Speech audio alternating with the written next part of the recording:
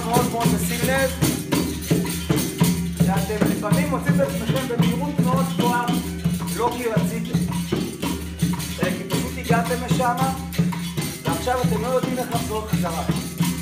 זה קשה לחזור חזרה.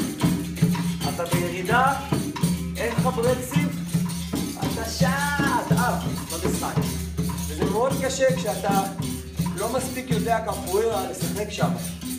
אז אתה כזה חצי על פוקסים.